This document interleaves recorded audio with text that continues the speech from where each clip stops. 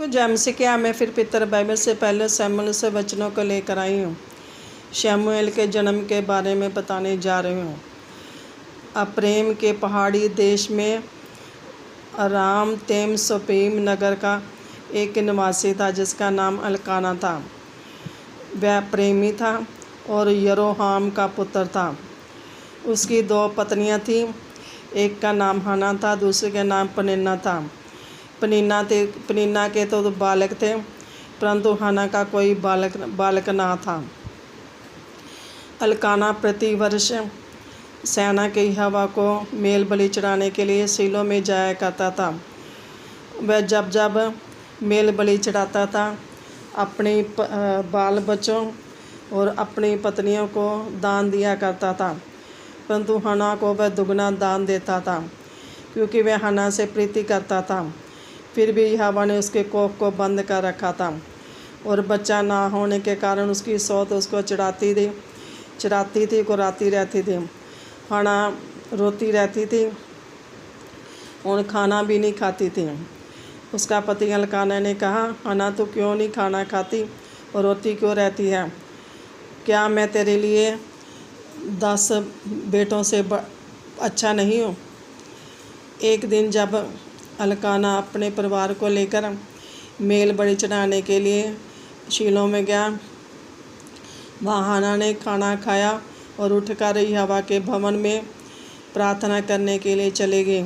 उसका मन बहुत व्याकुल था और वह वहाँ बिलख कर प्रार्थना करने लगी और कहने लगी, हे सेना को यहोवा, अगर तू अपनी दासी की ओर दुख की ओर दृष्टि करे और मेरी सुधि ले और मुझे एक पुत्र दे, मैं जीवन भर उसको यहोवा के लिए अर्पण करूँगी और उसके सिर पर छुरा ना फिराऊँगी। और जब वह हना प्रार्थना कर रही थी, वहाँ यहोवा के भवन के चौखट पर अली याजक बैठा हुआ था, कुर्सी पर बैठा हुआ था, जो उसको हना को प्रार्थना करते हुए देख रहा था। हना के होठ तो हिल रहे थे, परंतु उसके शब्द सुनाई न दे रहे थे। अली याजक ने समझा इसने नशा किया हुआ। उसने कहा, तू कब तक नशे में रहेगी? जाकर अपना नशा उतार। हना ने कहा, नहीं, ना तो मैंने कोई दाख मधु पिया, ना कोई मदरा।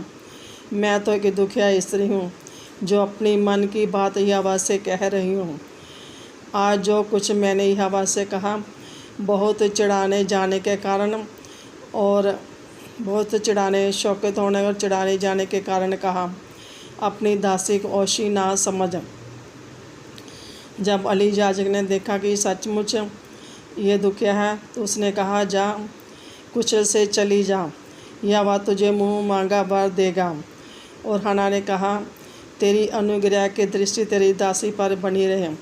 और हना चली गई। उसका फिर मुँह उदास ना रहा और उसने खाना खाया और सुबह उठकर यहोवा को दंडवत करके वह अपने नगर रामा में चली गई।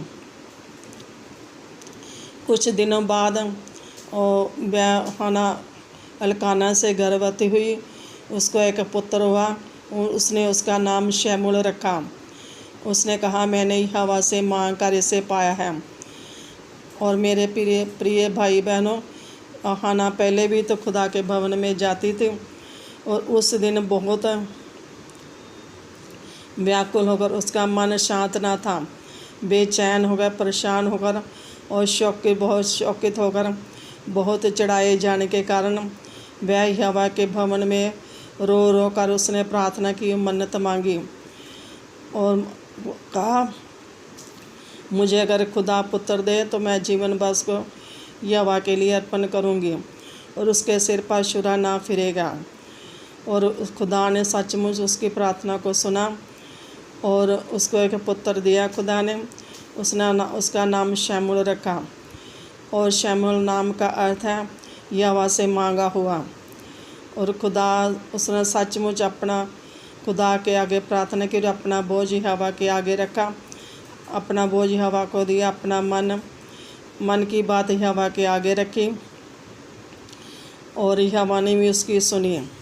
और उसका पति अल्काना भी खुदा पे चलने वाला था, खुदा के डर में रहने वाला था।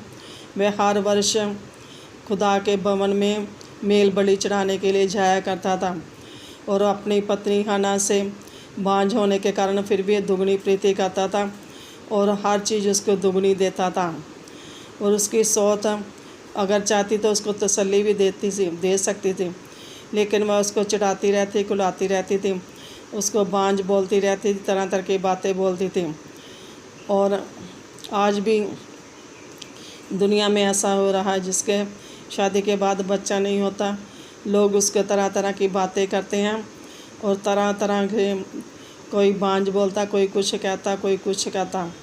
लेकिन उसका पति ने उसका साथ दिया। उसने, क्योंकि खुदा ने एक दूसरे के लिए, पति पत्नी को एक दूसरे का सहारा बनाया, दुख सुख में साथ रहने के लिए बनाया। पति ऐसा ही होना चाहिए। और हन्ना भी जानती थी कि मेरी नामधराई यहोवा खुदा ही दूर कर सकता है, मेरे सींग को खुदा ही ऊंचा कर सकता है और मेरा मुंह शत्रुओं विरुद्ध खुदा ही खोल सकता है। उसने कोई अपने रिश्तेदारों के पास नहीं गई, अपने मायके वालों के पास नहीं गई, किसी और अन्य जगह पे नहीं गई। उसने खुदा के भवन में जाकर अपनी मन की बात कही और यहोवा ने उसकी बात को सुना, उसकी प्रार्थना को सुना और उसके पुत्र की आशीष दी। और हमें भी अपनी मन की बात यहोवा के सामने रखनी चाहिए, क्योंकि टूटा मन यहोवा के बलिदान के योग्य है और हमें अपने सारी मन की बात यहोवा के आगे रखनी चाहिए। आमीन।